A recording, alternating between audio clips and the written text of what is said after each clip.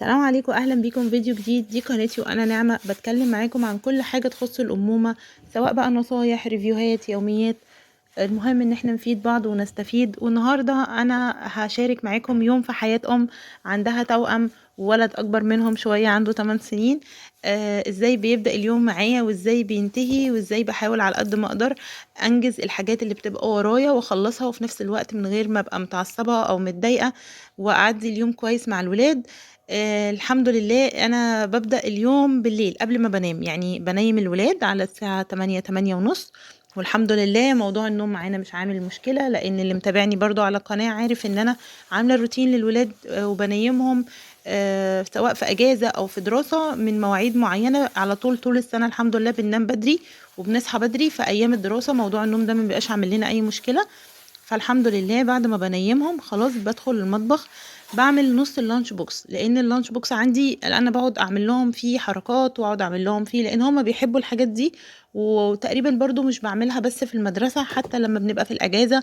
واللي برضو عارف الفيديوهات بتاعتي في طبق المناعة، انا لما باجي اعمله لهم برضو بقعد اعمل لهم اشكال، عشان هي دي الطريقة اللي ولادي بيحبوا ياكلوا بيها. وانا ببقى مبسوطة وانا بعمل لهم حاجات يعني يفرحوا بيها او يتبسطوا بيها. فانا بعد ما نيمتهم دخلت المطبخ وبدأت احضر نص اللانش بوكس. انا كنت عاملة توست، انا اللي عاملاه في البيت، وبعمل القالب على بعضه وبقطعه يعني اكياس كده، كل مثلا 6 في كيس، وبحطه في الفريزر.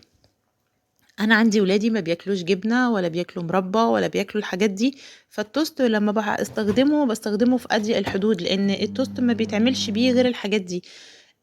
فانا هم بيحبوه متحمص كده، بيبقى طعمه تحفه، هم بيحبوه جدا. فانا قلت ايه، هحمصه لهم، لان طبعا الصبح مش هلحق احمص. فبقطعه لهم كده بالطول، وبحط لهم، بجيب زبده وبحط عليها بهارات هم بيحبوها، بهارات شاورما كده، وبقلبها في الزبده. وببدأ أدهن التوست من فوق، وبعد كده أدخله الفرن. أول ما يبدأ ياخد وش من فوق، بس بهدي النار عليه جدا، يعني بخليه على الرايق قوي، لأن التوست لو حمصتيه بنار عالية ممكن يتحرق منك، ولو اتحرق خلاص طعمه مش هيبقى حلو، هيبقى باظ. فلازم بيتحمص يبقى لونه ذهبي، بيبقى مقرمش وحلو جدا. وانا الحمد لله بعمل التوست بيبقى زي بتاع بره، بيبقى هاشش وحلو قوي، وانا ولادي بيحبوه جدا.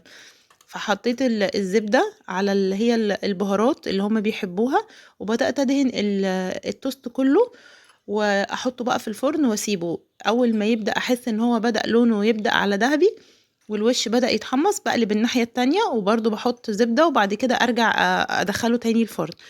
طبعا عشان أنا مهدية النار عليه جدا، فقلت عقبال ما يتحمص أبدأ بقى أحضر اللانش بوكس للولاد.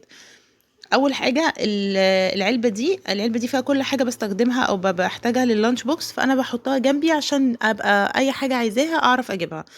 انا عندي القطعات بتاعه الخيار، بس الخياره اللي كانت موجوده اليوم ده ما كانتش، يعني الخيار كان فيه خيارتين موجودين كانوا كلهم صغيرين، ما كانش فيه خيار كبير خالص.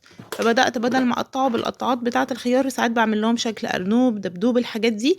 فقلت خلاص اقطعه لهم زجزاج كده، عشان مش هينفع يتقطع بالقطاعات النهارده. وبعد كده لما بقيت اجيب الخيار، هم اصلا بيحبوا الخيار الرفيع ده، بس بسبب ان هم برضو بيحبوا ان انا اقطع لهم الخيار اشكال، فبدات اجيب الخيار اكبر شويه عشان اعرف اقطعه بالقطاعات بتاعه الخيار والجزر. فقطعت لهم الخيار وحطيته لهم في اللانش بوكس. وبحب دايما في اللانش بوكس بتاعي ان اللانش بوكس يعني الصفة الغالبة عليه انه يبقى صحي، يبقى فيه حاجات مفيدة. طب ما بتحطيش حاجات كده؟ لا بحط، بس بحط حاجات قليلة، لان انا عارفة ان هم في المدرسة بيروحوا بيلاقوا اللي واخد عصير، بيلاقوا اللي واخد شوكولاتة، واخد مصروف. انا ولادي برضو ما بدهمش مصروف، لان احنا اتفقنا، قالوا لي ان احنا اصحابنا بياخدوا مصروف. قلت لهم المصروف ده بنجيب بيه حاجات مضرة ولا حاجات مفيدة؟ فقالوا لي لا حاجات مضرة. قلت لهم طب ينفع نجيب حاجات مضرة كل يوم كتير؟ قالوا لي لا. قلت لهم مش هنعرف نلعب رياضة ومناعتنا هتقل والتركيز هيقل، فاحنا نحوشه وناخده يوم الخميس ونجيب مرة واحدة يوم الخميس، وكده كده بنروح النادي ونلعب ونتبسط ونجيب الحاجات اللي احنا عايزينها. لكن احنا لو هنجيب بيها حاجات مفيدة هديكوا كل يوم، لكن طالما هنجيب بيها حاجات مضرة فانا اسفة مش هينفع نجيب كل يوم حاجات مضرة. مش معنى ان احنا بنشوف حد بيعمل حاجة لازم نعمل زيه، كل واحد بيعمل الحاجة اللي بتناسبه. فاتفقنا على كده. والحمد لله باحاول بقى اعمل لهم الخضار والفاكهه بالشكل ده عشان خاطر احببهم ان هم ياكلوه وما يبقوش متضايقين، بس في نفس الوقت باحط لهم حاجه واحده بس صغيره، بسكوت، كيكه، اي حاجه، عشان برضو ما يحسوش ان هم اقل من اصحابهم، لان هم برضو صغيرين. انا عندي التوأم 5 سنين ما شاء الله، وعمر 8 سنين. فانا الفلفل الالوان ده كان بقالهم كام مره بعمله لهم وبيرجعوه، كنت باقطعه لهم عادي كده، فجات لي فكرة النهارده إن أنا أحطه لهم في الحمامة كده، كل واحد أعمل له حمامتين بس، ما أكترش، مش مهم الكمية، المهم إن هم ياكلوا حاجات متنوعة عشان الفيتامينات. وأنا مفهماهم إن إحنا كل واحد في جسمنا في جيش اسمه جيش المناعة، الجيش ده بيحب ياخد فيتامينات وبياخد أكل صحي عشان يبقى قوي، وأي تعب يجي يقدر يحاربه ويكسبه. لكن اللي ما بياكلش الحاجات دي بيبقى الجيش بتاعه ضعيف وبيعيا كتير وبيتعب كتير. فهم بقى بيقعدوا ياكلوا عشان يقووا الجيش بتاعهم، وعمر بالذات عشان ولد بيبقى متحمس قوي ان انا عايز الجيش بتاعي يبقى قوي، انا عايز الجيش بتاعي يبقى اقوى واحد.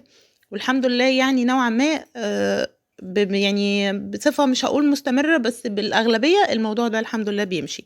فأنا النهاردة فكرت لهم فكرة العصافير دي، والحمد لله برضو إن هي عجبتهم وأكلوها، رجعوا واكلينها. اللي هي الحمام ده، بعد ما حطيت لهم كل واحد حمامتين في الفلفل الالوان، وحطيت لهم الخيار، بس انا جيت احطه تحت وافتكرت انا لسه احط حاجات تاني، فحطيته لهم فوق لانا ولارا. وعمر بحط له كل حاجه من فوق، وبحط له بس سندوتشات من تحت، لان اللانش بوكس بتاعه مختلف عن بتاع لانا ولارا. لاني طبعا زي ما تعرفوا انا جبته له السنه دي جديد، لان بتاع لانا ولارا جديد برضو، بس ما غيرت له بتاع السنه اللي فاتت. وحطت لهم عنب. فاحنا لازم يبقى في اللانش بوكس فيه خضار، فيه فواكه، دي ثابته، مفهماهم ان الخضار والفواكه دي الفيتامينات اللي لازم جسمنا بيبقى محتاجها كل يوم. عندنا بقى سندوتشات، وبعد كده ممكن نحط بقى حاجه حلوه. عندي بنتي لارا شويه بتميل للشوكولاتات والحاجات المسكره، ومش ملهاش تقل خالص على الخضار والفاكهه. فانا بحاول معاها وبديها زي اخواتها وبشجعها لو كلت، وبقعد اقول لها شاطره، وساعات بترجع لي بحاجات، بس انا مش بستسلم ان هي مش بتحب الخضار والفاكهه، فخلاص مش هديها، وهديها كيك او هديها على طول سندوتشات نوتيلا. انا عندي نوتيلا في البيت، بس مش بعمل لهم سندوتشات نوتيلا خالص، بحاول اعودهم على قد ما اقدر على الحاجات المفيده. الشوك دي هم بيحبوها برضو قوي، فانا بحطها لهم عشان ياكلوا بيها الخيار. كمان في حاجة بعملها لما كانوا في السباحة، الحاجة اللي مش بيحبوها او بياكلوها وهم مش مبسوطين، كنت باخدها معايا في اللانش بوكس، واول ما يطلعوا من تمرين السباحة اديها لهم فياكلوها، لان هي فكرة مسألة تعود. هم لو اكلوا الحاجة مرة او اتنين او تلاتة خلاص هيتعودوا عليها. لكن لو فضلوا احنا ولادنا يقولوا مش بنحب، واحنا نطوعهم ونديهم بس الحاجات اللي بيحبوها حتى لو مش مفيدة، مع الوقت خلاص لو كبروا على كده. لكن وهم صغيرين احنا لسه عندنا فرصة ان احنا نغيرهم، لكن لو كبروا على كده مستحيل ان احنا نغيرهم، او حتى لو حاولنا نغيرهم الموضوع بيبقى اصعب. فاحنا ابنك مش بيحب الخضار، مش بيحب الفواكه، الحاجات دي برضو افضلي حطي له غيري في الشكل. مثلا خديها وانتوا خارجين في العربيه وانتوا في النادي، وهو لسه خارج من تمرين السباحه، اختاري الاوقات اللي هو جعان فيها جدا ومع اخواته او مع اصحابه ممكن ياكل. لو اكلها مره واتنين وتلاته خلاص بعد كده هيتعود عليها. لكن لو استسلمتي وكل يوم حطيتي له كيك، حطيتي له نوتيلا، حطيتي له الحاجات دي في اللانش بوكس، طبعا الجسم بيميل اكتر للحاجات دي، او الولاد بتميل اكتر للحاجات دي، فهيحبوها وهيتعودوا عليها. حتى لما بدأت أبدأ أكل الولاد، اللي متابعني من زمان وعارف أنا أول ما ببدأ مش ببدأ بالفاكهة، أنا أول ما ببدأ بالخضار، لأن لو بدأتي بالفاكهة صعب جدا إن بعد كده يتقبل طعم الخضار. لكن لما بتبدأي بالخضار وتأكليه كل أنواع الخضار، بعد كده تأكليه الفاكهة. يعني أنا بعد ما عودتهم على الخضار وهم صغيرين، بقيت اخلي وجبة الفطار مثلا احط له فاكهة، لكن في الغدا كان لازم بيبقى فيه خضار. بس بعد ما في الاول كان خضار بس، ما دخلتش الفاكهة غير لما عودناها على انواع، او عودتهم على انواع كتير من الخضار. فده مبدئي حتى من وهم صغيرين لسه بيتعلموا الاكل.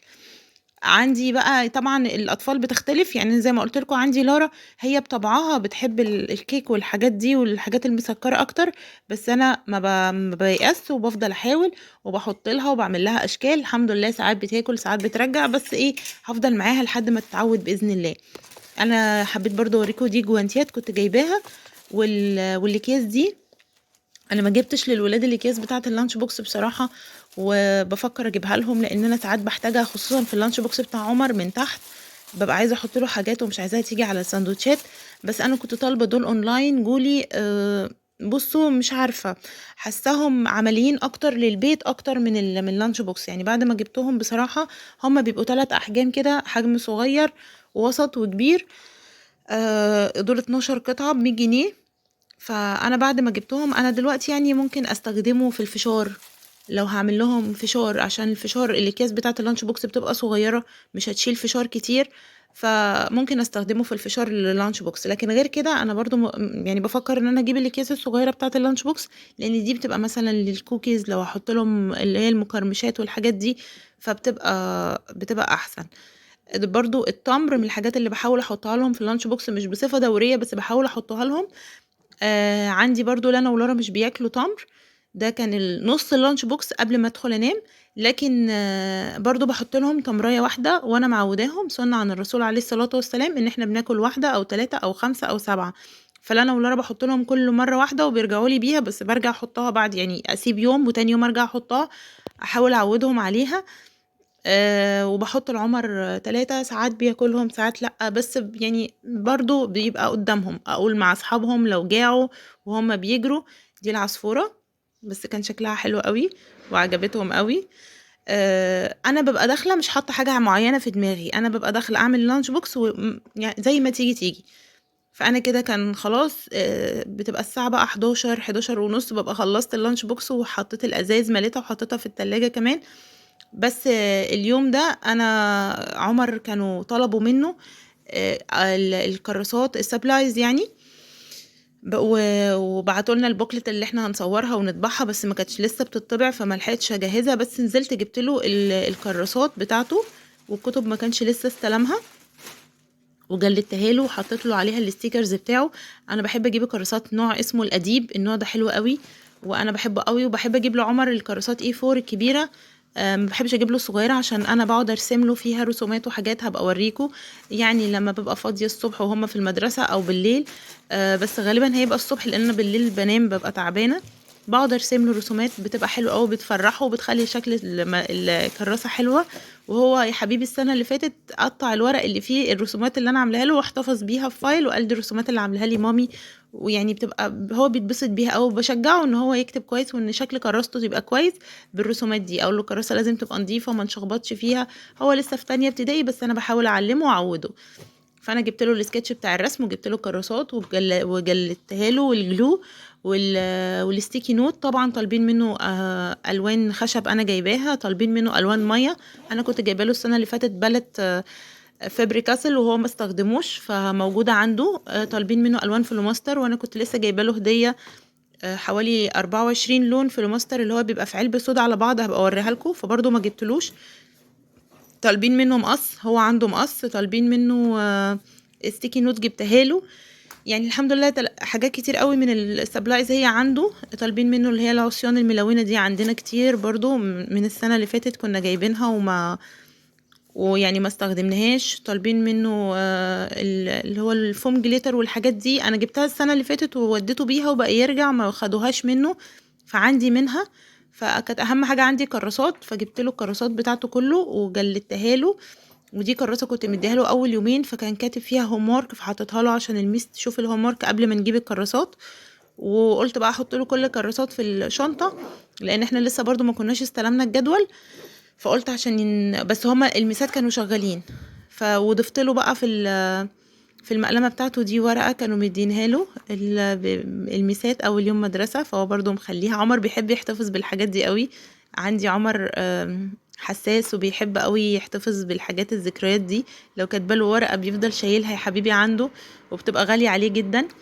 فانا زودت له الحاجات اللي هي اللي المفروض ياخدها معاه في المقلمة بتاعته، على قد ما بجيب له الحاجات اللي هو عايزها على قد ما ببقى حزيمه جدا ان هو لو ضيع حاجه انا مش هجيب له بدلها، عشان يتعود ان هو يحافظ على حاجته وما يبقاش مهمل او ادلعه اجيب له حاجه وما يهمكش يا حبيبي خلاص هجيب لك غيرها، ما عنديش الكلام ده، بجيب لك اللي نفسك فيه. حتى الميداليه اللي هي سبايدر مان اللي خدت بالكم في الشنطه دي كان نفسه فيها عشان اخواته كان عندهم ميداليه وهو لا، جبتها له.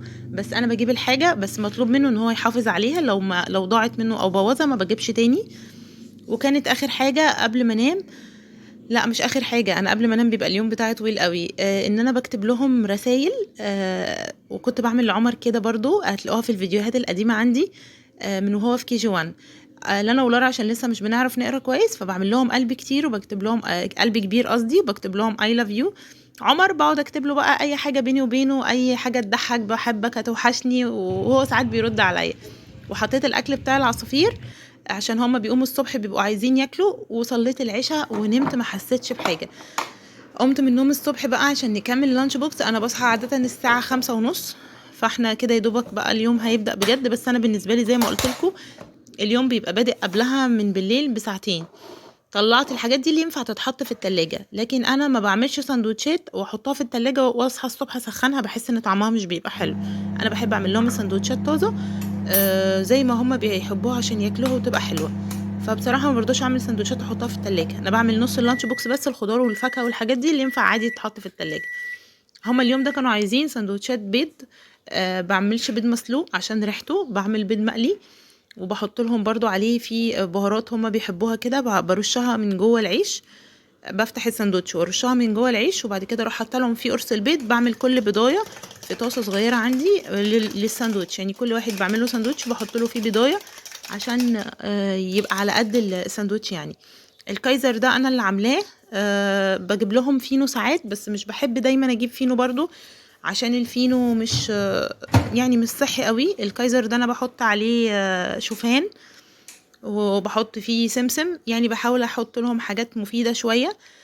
فبعمله لهم، بس برضو في وسط الاسبوع ممكن اجيب لهم مرة توست، وممكن اجيب لهم مرة فينو، يعني بحاول انوع لهم عشان ما يزهقوش، بس بحاول اقلل على قد ما اقدر الحاجات اللي بحس ان هي مش مفيدة. فحملت لهم السندوتشات. بصوا يعني العيش برضو اللي انا بعمله بيبقى طري والله وحلو، مش بيبقى يعني هما بيحبوه، هما اتعودوا عليه وبيحبوه برضو الحمد لله.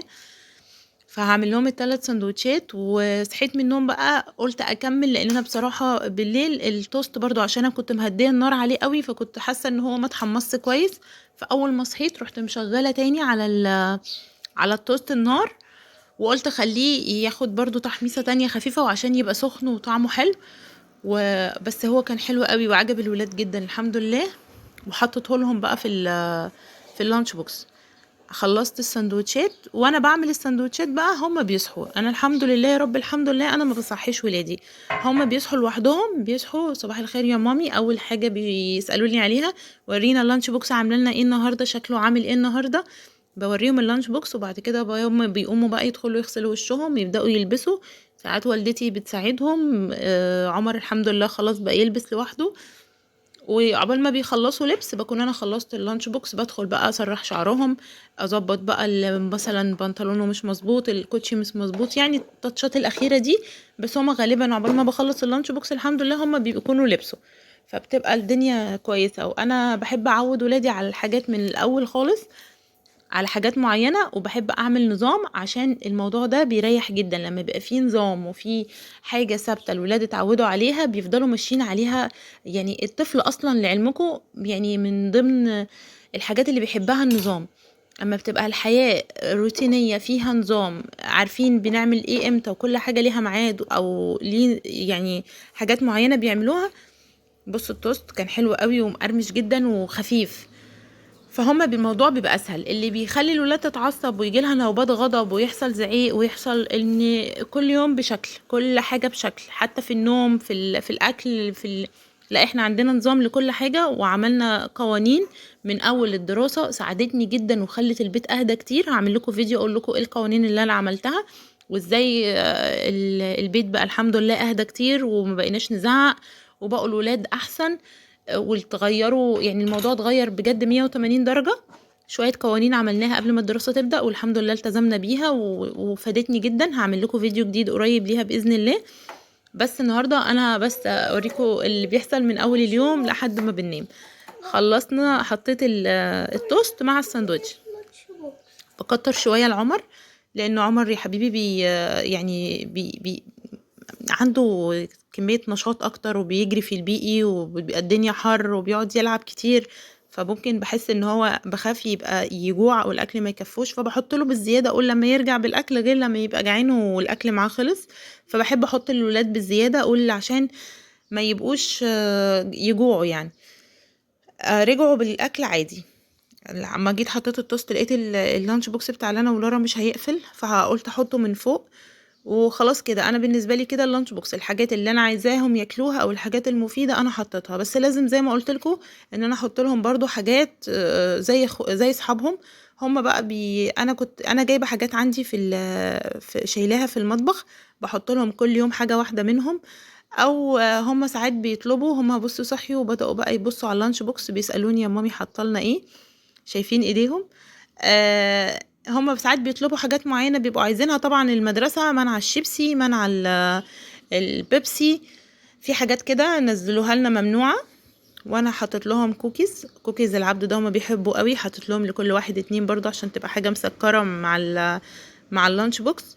والحاجة الحلوة اللي انا بحطها لهم ما بحبش اكتر، بس في نفس الوقت زي ما قلت لكم بحب اللانش بوكس يبقى فيه الحلو والحادق، ويبقى الدنيا يعني ايه متكاملة على قد ما نقدر، عشان ما يزهقوش. ساعات بدل التوست ده بحط لهم مقرمشات اللي هي السوداني اللي هو اللي بيبقى مملح ده، اللي هو بطعم الجبنه والحاجات دي، او اللي هو البسكوت المملح ساعات بحطه لهم برضو. بس انا النهارده عشان حاطه توست يعني هو ده بالنسبه لي الحاجه المملحه اللي موجوده، فما رضيتش احط لهم حاجه تاني منه. حطيت لكل واحد 2 كوكيز. وكده كان اللانش بوكس خلصان بتاع الاستاذ عمر، قفلته. والانسه لينا والانسه لارا لازم اوريهم، طبعا دي حاجات ثابته، بيقوم من النوم ورينا يا مامي ورينا يا مامي انت عامله لنا ايه. عشان بقعد اعمل لهم حركات وحاجات فهم بيبقوا حابين. عمر بيعين اللانش بوكس بتاعته قبل ما ينزل ولانا ولارا بيبقوا واقفين وراه عشان يشوفوا برضو احنا عاملين لهم ايه. وساعات كل واحد بيبقى طالب طلب معين فبيتاكد الطلب ده اتعمل ولا لا، لان مش لازم على فكره عشان توأم بيحبوا الحاجات اللي زي بعض. يعني النهارده انا حاطه مثلا لانا ولارا حاطه لهم، لارا حاطه لها بتاع تيميز، لانا قالت لي لا مش عايزه. فعلى حسب كل واحد على حسب الحاجه اللي هو حاببها. خلاص اتفرجنا على اللانش بوكس وخلصناه الحمد لله. بتبقى الساعه حوالي 7. تمت المهمة بنجاح الحمد لله. واخيرا اللانش بوكس ده بيبقى بجد من اصعب الخطوات اللي بتحصل في اليوم. حطيت لهم بقى لكل واحد الرسالة اللي انا كنت كاتباها لهم من بالليل، محضرها لهم على اللانش بوكس. بيفرحوا بيها قوي وبيبقوا بيشيلوها عندهم في الدولاب لما بيرجعوا بيبقوا فرحانين بيها قوي. كنت بفكر اجيب لهم الكروت الجاهزة، بس عمر بيحبني اكتب له اكتر، يعني هو مش بيحب ان انا احط له حاجة يعني مكتوبة، لا لما بكتب له حاجات بيني وبينه فبيحبها اكتر، وبحس ان هي قريبة اكتر ليا. فانا ما حبيتش بصراحة فكرة الكروت، انا حبيت ان انا اكتب له بايدي اكتر. زي هو صغير كنت بعمله زي لانا ولارا قلب، اكتب له لاف يو لما بدأ يعرف يقرا شوية. وكل ما بيكبر ما شاء الله وبيعرف يقرا بحاول بقى اكتب له بجد حاجات اكتر، يعني مرة انجليش مرة عربي. نزلت طبعا بقى جري وديتهم المدرسة ورجعت عملت نسكافيه انا وماما، وده الفطار يعني. وبعدين كان عندي المكتبة، كانت البوكلت دي كانت المفروض تتصور فكانت خلصت، المكتبة اتصلت قالت لي خلصت.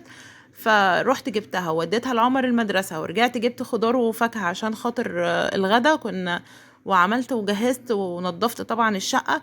وجري رحت جبتهم من المدرسة، كانت بيطلعوا من المدرسة هما الساعة 2:30، قبل ما بنوصل البيت بيبقى الساعة 3:15 أو 3، هما جايين ورا اهم. عمر بيحاول يجيبهم يمسكهم في ايده وبيجي يجيبهم من المدرسة، هو اللي بيستلمهم الكلاس. وطبعا الفقرة بتاعت الجري دي بتاعت ما بيبقوا راجعين من المدرسة، رجعنا اتغدينا، عقبال ما اتغديت كان لقيت الساعة 4:15 واحنا عندنا تمرين الساعة 5. طبعا ما لحقناش نعمل هوم وورك، كان عمر استلم الكتب ما لحقتش ابص على الكتب اشوفه اخد ايه. فحطينا في شنطة النادي، كل واحد حط الهوم وورك بتاعه في شنطة النادي، وقلت لهم هنروح النادي، عمر هيتمرن وهنلعب شوية وهنعمل الهوم وورك في النادي. بنتفق على الحاجة قبل ما نروح. الاتفاق المسبق مع الولاد ده بيريحنا كتير قوي. لما بتبقوا متفقين مع اطفالكم وعارفين احنا هنعمل ايه، ما بيحصلش بقى ولا نوبات غضب ولا زعيق ولا حاجة، احنا متفقين. فاحنا رحنا لعبنا، انا طبعا كنت تعبانه، قعدت ارتحت شويه اخدت نفسي، والجو كان حلو كان هوا جميل. هم لعبوا شويه في الكيدز اريا، وبعد كده قلت لهم يلا يا لانا ولارا عشان نعمل الهوم ورك. طبعا الهوم ورك بتاعهم ما بياخدش 10 دقايق بس. وبعدين فكرة التغيير، فكرة ان هم يعملوا الهوم ورك في النادي او مش دايما لازم في البيت، برضو انا بحب ابقى مرنة اكتر، وما بحبش الموضوع يبقى رخم عشان هم ما يتضايقوش او يكرهوا فكرة المذاكرة. فيلا يا ولاد هنعمل يلا يا التمرين دود. سوري هنعمل الهوم ورك. قالوا لي حاضر يا مامي. قعدوا عملوا الهوم ورك، كانوا مشغولين بالولاد اللي وراهم، بس انا قلت لهم نركز ونخلص الهوم ورك بعد كده نروح نلعب عادي. عملوا الهوم ورك وخلصوه، وبعد كده 10 دقايق وقلت لهم يلا بقى روحوا العبوا. وكان في حاجة تانية هنعملها قلت لهم بعد شوية. ورحت لعمر التمرين. ده الملعب اللي في النادي كبير قوي، والجو كان حلو قوي اليوم ده. وانا بحس لما بنروح النادي ان احنا بنغير فعلا وبنفصل. انا عن نفسي بفصل، بس كنت مجهدة جدا، بس في نفس الوقت انا مبسوطة ان هم مبسوطين. وزي ما قلت لكم الروتين اللي احنا عملناه من اول المدرسة ده، والنظام اللي ماشيين عليه مهدي الدنيا الحمد لله يا رب، اللهم لك الحمد كتير، وما بقاش فيه زعيق ولا فيه حاجة. فبقى المزاج كويس الحمد لله. مهما تكوني تعبانه بس المزاج رايق بتبقى الدنيا حلوه، بالذات مع الاطفال. ان انا لما بزعق لهم او بيزعلوا مني انا اصلا نفسيتي بتبقى وحشه، ما ببقاش مبسوطه، وببقى يعني نفسيتي بتبقى وحشه قوي. لكن الحمد لله الحمد لله يا رب الدنيا ماشيه تمام. ده المكان اللي عمر بيتمرن فيه، انا بروح وباجي عليه، ما بحبش اسيبه في التمرين مع ان احنا في نفس النادي. بس ما بحبش اسيبه خالص عشان هو بيحبني اتفرج عليه، وانا بحب اتابعه برضو واشوف التمرين ماشي كويس ولا لا، عمر مستواه بيتحسن ولا لا. لان انا مش بس بوديه التمرين وخلاص، انا بتابعه في التمرين كويس، ومتابعه مع الكابتن كويس جدا. فوديته بصيت عليه وعملنا الهوم ورك. طبعا عمر كمان هو عمل الهوم ورك وقعدوا يلعبوا بقى، ما قدرتش اصور تاني. كنت خلاص بجد مش قادرة اتكلم، اليوم كان طويل جدا. خلصنا وروحنا على الساعة 7:30، وده كان الفيديو بتاع النهاردة. يا رب ما يكونش طويل عليكم. اشوفكم في فيديو جديد قريب.